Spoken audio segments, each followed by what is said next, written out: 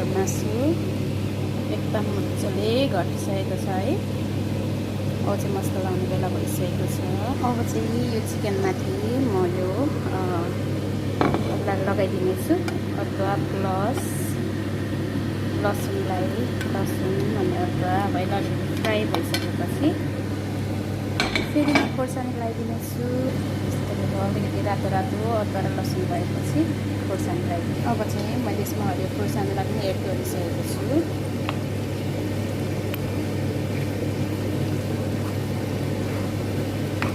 सक्नुहुन्छ। अब हामी अघिको त्यो गरम मसलालाई पनि यसमा एड गरिदिनेछौँ अनि पुरै फ्लेभर ग्यासको फ्लेम बनाएर चाहिँ हामी यसलाई राख्न दिनेछौँ।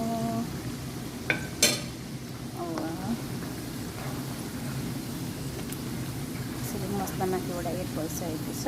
अब अलमोस्ट तयार हुन लागिसकेको छ हाम्रो आजको अचार। यो चाहिँ आफूले खानको लागि बनाएको कारणले गर्दा चाहिँ मैले सबै कुराहरू आफूले बनाएको मसलाहरू एड गरेको छु यसमा।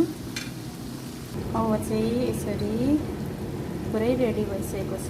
अब हामी यसलाई चाडमा राख्नेछौँ अनि अब यसलाई चाहिँ लगभग तपाईँहरू 2-3 महिना मजाले राखेर खान सक्नुहुनेछ। अनि यसलाई चाहिँ प्लास्टिकमा राख्नुभन्दा पनि सिसामा राख्दाखेरि अझै राम्रो हुन्छ। अनि म चाहिँ सिसामै राख्ने गर्छु बनाएर।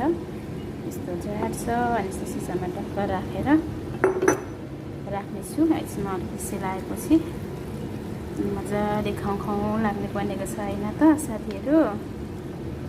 यस्तो रातो मासु भएको छ।